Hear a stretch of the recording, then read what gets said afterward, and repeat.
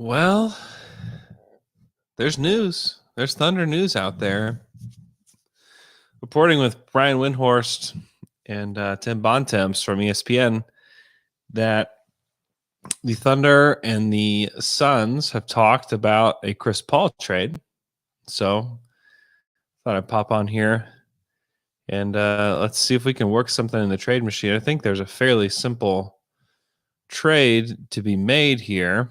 But if you guys have questions, you can send them on. I don't know how many I'll answer, but thought we could talk through this because I do think that it's a real thing.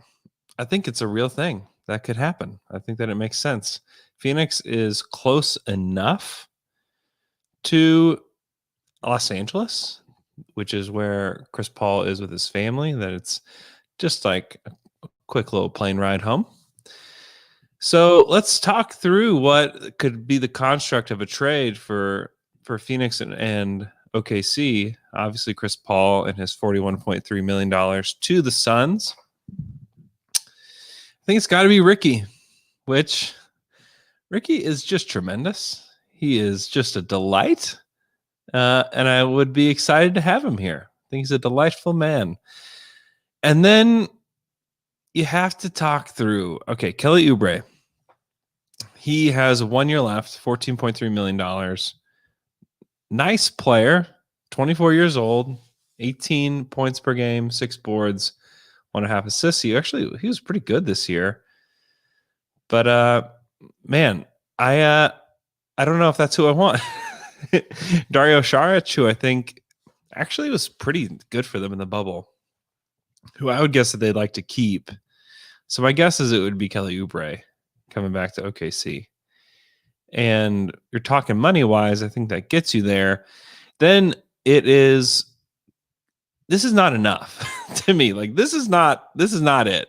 An expiring deal for Kelly Oubre? Like, no.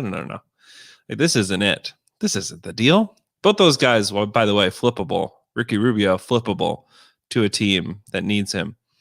Kelly Oubre could help somebody this year, not necessarily OKC. Flippable. Flip the boy. Flip him. Take him somewhere else. He's got a year left. I don't want to pay him. You guys want to pay Kelly Oubre? No, thank you. No, thanks. Mikal Bridges would be stupendous. He's also 24, kind of older guy on a rookie scale deal. I don't think you can get him. I don't think you want him. You want Campaign? No. Nope. Javon Carter? None of these guys are getting me excited. Kobo? No. Ty Jerome? Not super jacked about Ty Jerome either. So what I'm asking for, and I don't think it's unreasonable to say, give us 10, right? Give us 10. I think that that's a reasonable thing to do. Oh, Deborah Buckets once in. I don't have too much longer, Debbie, but I'm gonna get you in here. Hold on. I'm gonna get you in here. But yeah, I think you got to give 10 in this deal to get it done. Because I'll tell you what, there's just a lot of teams not excited to be picking in this draft. And I think that this right here is a construct of a fair deal between both sides. You have to remember that Chris Paul was on the All-NBA team. He was on it. So I don't want to hear anything. Okay, I'm going to put on headphones. I'm going to send a little link over to Debbie, see if we can get him on here. But yeah, to me, this is kind of what we're looking at. And then we can talk through here shortly maybe who would be available at 10. And yeah, I think to me that's kind of what we're looking at here. I don't know if 10 is actually on the table. This is all just kind of conjecture at this point. But I would guess that that's a part of it. And I don't know if that's where they're like, okay, we're going to go 10 and we're going to take Pokusevski, which would just be a really ballsy move. Kind of a funny move to make. I don't know if I see that, but Yeah, it's interesting. Yeah, I don't think Okongwu will be there at 10. He is not slipping past the Wizards. That just ain't happening. So I wouldn't count on Onyeka Okongwu to be there, but I think there'll be other guys available. Hey, Deborah. What's up?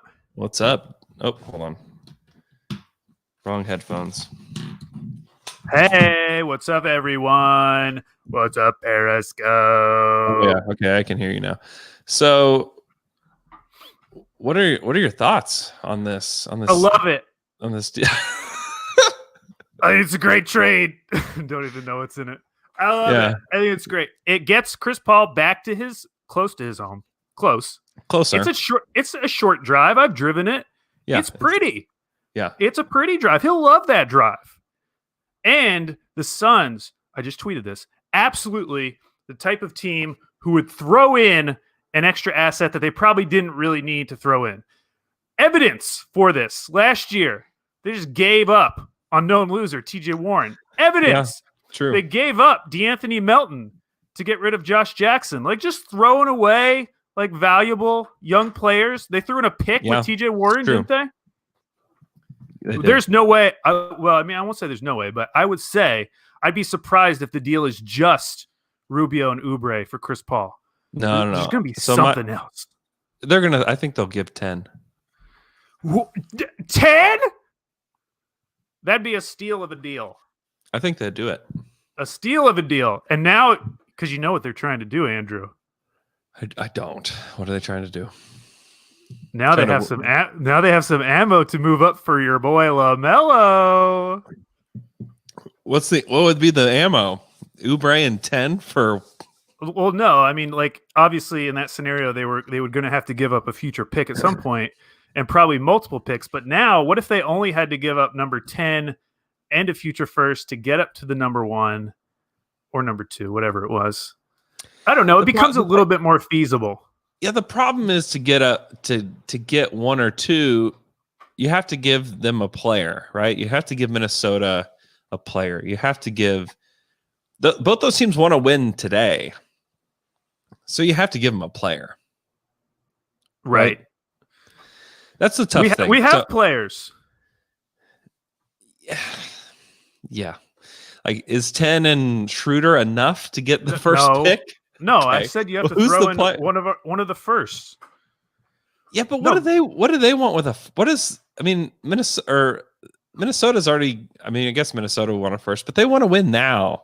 Like, that's a clear thing. And they're going to win now with LaMelo? Dude, I'm not saying that I think it's a good idea. I don't want LaMelo anyways, by the way. I don't either. I don't like it. I don't like the idea of it all that much. It freaks me out. We should mention real quick, Corey DeMoss says, remember, the GM who drafted CP3 is the Suns' new VP of basketball operations, and CP3 played for Monty. It's all coming together, Andrew. Yeah, I think it makes sense. And like I said earlier, I think that it's a place that he'd probably want to go. I just don't know if you can trade up to get there. If you're at 10, is there anybody that you like there at 10?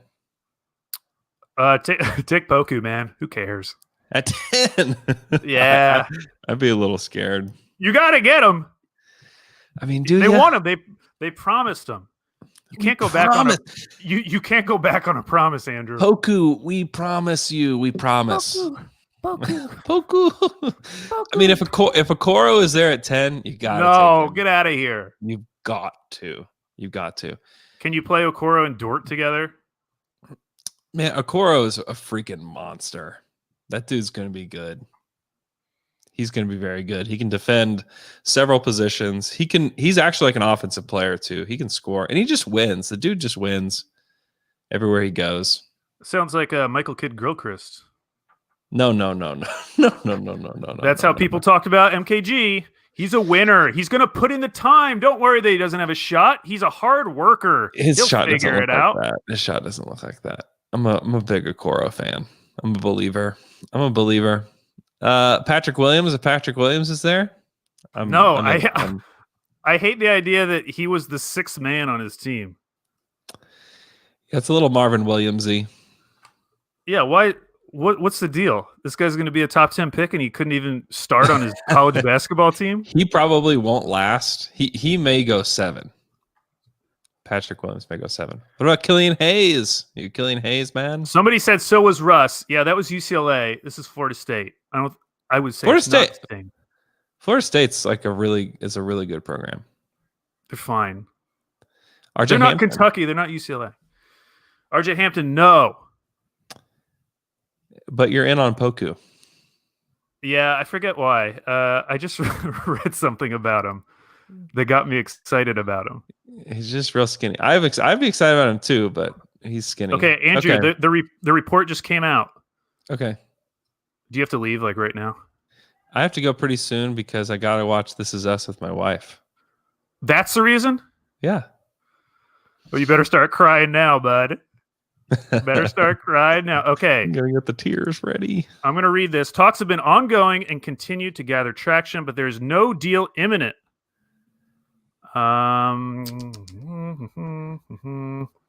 Players listed? Are there players listed? Nope. That is all the information. Boo. Okay, so it's not happening. I think there's a good chance of something like this happening. I do think it's a great fit. And finally, we're just getting some like real report about a team wanting CP3 because I mentioned it on Twitter, but I was worried when was it Zach Lowe's article and he didn't even bring up any teams for CP3. And I just wanted to hear someone because it's crazy. The year we just watched, I know the contract. I know everything. Yeah. Somebody has to want him. Yep.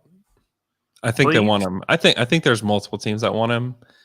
Probably not every team that would want Chris would want to go to, but I would guess that Phoenix is one of them. So that's very positive because my concern was that Chris gives you a list of teams and he's like, hey, this is who I'd like to go play with, and you call all those teams and they're like, yeah, no thanks. I mean, that's the biggest concern. Right. But anyways, this is just going to take a break. We're going to have another live pod later on.